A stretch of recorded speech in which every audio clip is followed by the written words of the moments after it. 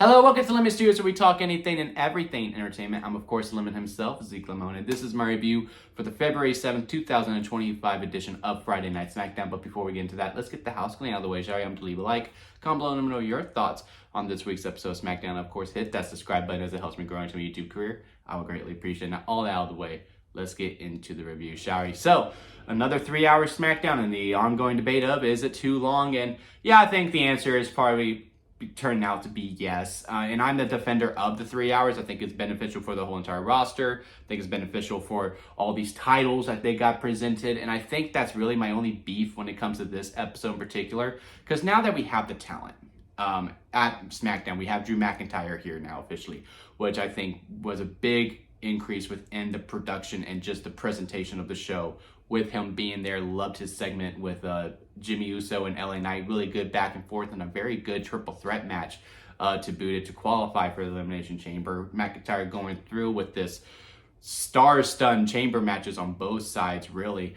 Was really happy with that segment. Alexa Bliss joining. She's qualifying for the chamber. Maybe we do her versus Chelsea Green for the U.S. title at Mania. And, you know, again, got a big pop. Another star for us to really invest in, because, you know, the biggest counterpoint for SmackDown with it being 3 hours is that when Raw was 3 hours, we had all these names. We had Seth Rollins, we had CM Punk, we had Drew McIntyre, hell, we had Cody Rhodes up until last year. We had all the real big name stars to really spread them out throughout the 3 hours, with the 3 hours flown by much more easier to digest, right? As for SmackDown, when it went to 3, we had Cody. We had the Bloodline, Jacob, Tama, and Jimmy. We had Tiffany Stratton, and I think that might be it. In all honesty, maybe LA Knight. You can make a case for him being a name that people are tuning in to see him, but you know, it's not near as much star power or the level of star power as opposed to Raw when it was 3 hours long. And now that we do have Drew, we do have Damian officially, we have Alexa back. We're going to get Randy Orton back pretty soon. You would assume Kevin Owens stays on SmackDown. Maybe Sammy gets moved over somehow too, even though he is staying on Raw. But he is out indefinitely. Maybe that was his sign-off on Raw. Then when he comes back, he's the last acquisition when he comes back officially. I really do think now we're going to get into a better place when it comes to this 3 hour portion of it. But again, my only main complaint when it comes to the show overall is that you have all of these titles, but yet you can't focus on all of them at the same time, especially with 3 hours. I don't know why Chelsea Green isn't a qualifier. I said the same thing with Lyra Valkyria last week too. Like, you have this belt. Sure, you could be in the Rumble because, you know, it's a very special, and, you know, it's 30 spots, and you want to showcase the title and give them a long run.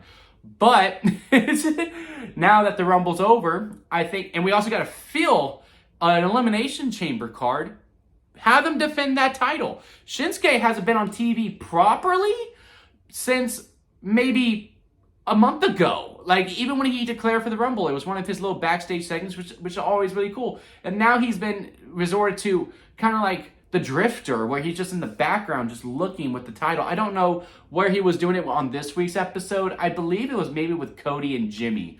When not Jimmy. Oh my God, I just pulled a Drew. With Cody and Jay, when they're talking, goes, "Have you made a decision yet?" And you see Shinsuke in the background a little bit too. And I was like, that's weird to have him in the background with two of the main event world title picture players at WrestleMania. But you know, we just need to get him back on screen. I heard the rumored match for the U.S. title is a ladder match with 6 players. Let's have Carmelo Hayes win that thing. He has done a great job this year. I like the segment that he had with Akira Tozawa. And let's get some focus back to the U.S. Championship. It's the same with the IC title on Raw. It was like, okay, now we're going to have a focus on the tag division. All the mid-card just fell through completely. And it's just like seems non-existent. IC title, I would say, is still probably more important than the U.S. title. Because post Logan Paul losing it, LA Knight did a decent job with what he did. But, you know, the prestige of both titles is very much showing as of right now, even though the IC title has been non-existent for a little bit too. Monday, they showed, hey, we're going to get back to that. I need Fridays to do that too. and especially and also with the U.S. Women's Championship too. I like how we're showing how people going, hey, I want another shot at your title, meet you and BFAB over there.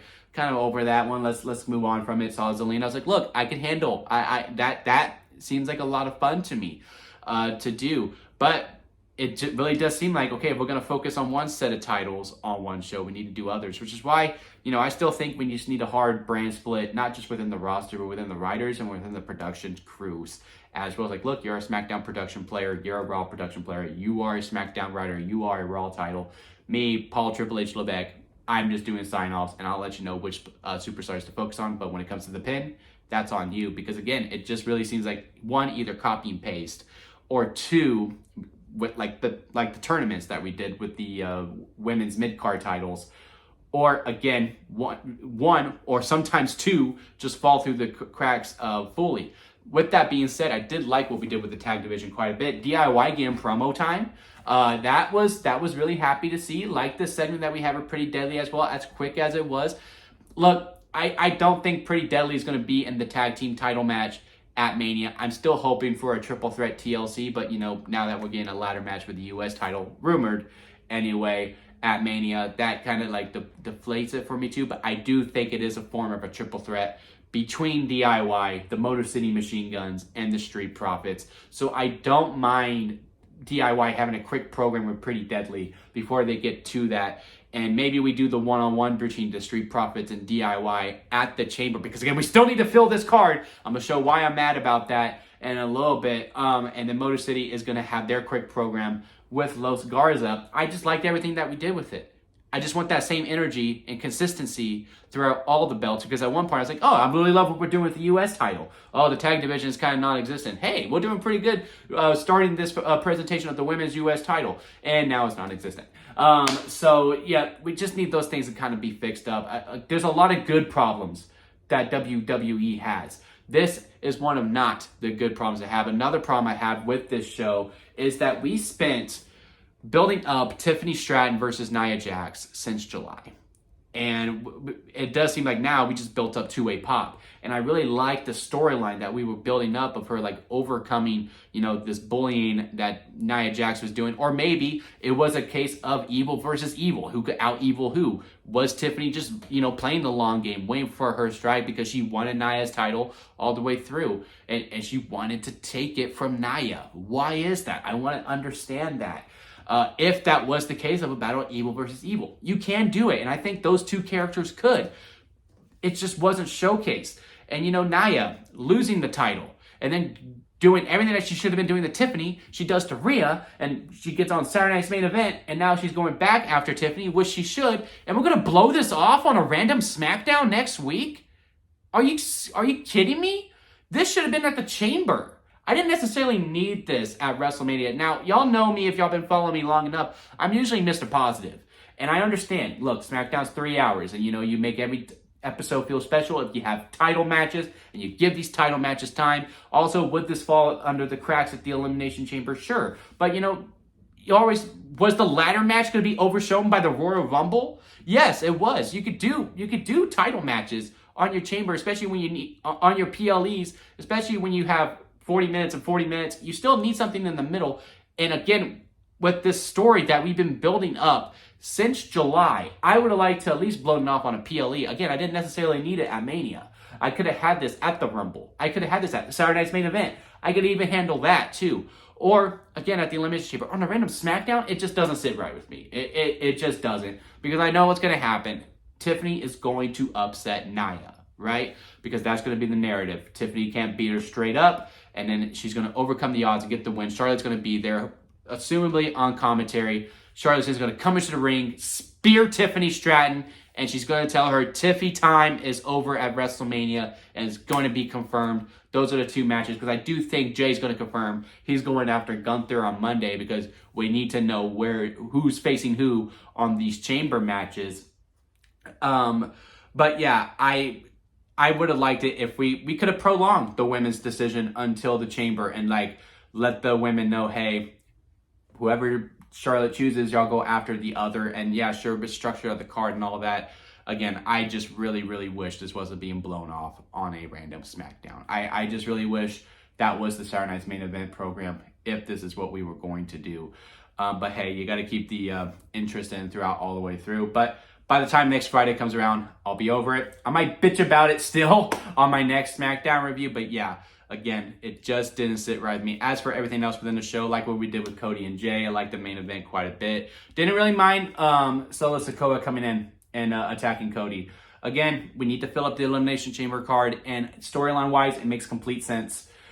Because he's lost to Ulafala. He needs some kind of claim to the head table. He doesn't feel like his family loves him. I think this is a slow turn to build him face, and he feels like, hey, if the only way for me to get the love from my family or from my boys, Jacob Fatu and Tama Tonga, I have to win this title. So I don't mind the Chapter 3 because, again, Cody's not losing the belt.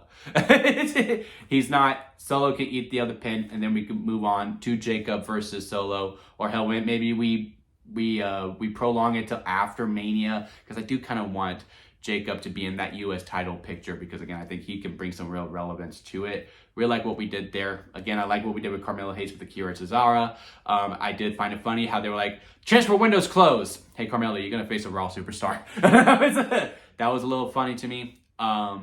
I think R-Truth is also a good addition to SmackDown. He's going to be good for comedic relief. Again, we already talked about Drew, really strong there. We talked about Alexa a little bit as well. Really happy to see her back. Again, I don't think the glitching was really needed this week, because if you saw me on Twitter, I said, look, I understand that it's Alexa. She's with the Wyatts, or she's going to be with the Wyatts. We don't need the Wyatt glitching, especially after Monday night. We just did not need it. Again, I think she is a very much needed talent for these 3-hour SmackDowns to prolong it with.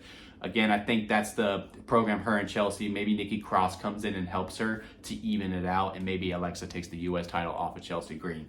But yeah, overall, it was a good episode of SmackDown. It's just, again, what we did with Tiffany and Nia to speed line into a random SmackDown. Wasn't a huge fan of that. And again, you just need some more consistency throughout all the titles being showcased on television, not just for SmackDown, but with Raw as well, as opposed to, okay, now we're giving focus to this division, and now the others suffer quite a bit. But yeah, overall, liked it. Again, best of 3-hour SmackDown so far, and I think it's going to continue to be that way for a little bit as they slowly figure it out. Once Orton comes back, once Cena is on SmackDown properly, assuming he wins the Chamber to face Cody Rhodes at WrestleMania, because again, I do think Jay is going to face Gunther and confirm it on Monday. I think SmackDown is just going to continue to elevate quite a bit. But let me know what y'all think about it down in the comment section. Leave a like if you made this far within the review. I do greatly appreciate it. And again, hit that subscribe button, as we are going on the road to WrestleMania together, and it's going to be a lot of fun. Very interesting stuff indeed. I do not subscribe that, oh, this road to WrestleMania, it doesn't hit the same. It's just that it's not safe anymore. Triple H is taking some chances, and I commend him on it too, because for the longest time we've been able to predict it. Sure, we had that little scuffle on the road to, at the start to the road to 40, but for the most part, it did exactly what we were going to do anyway. So yeah, until next time, guys, I'll see you here at Lemon Studios.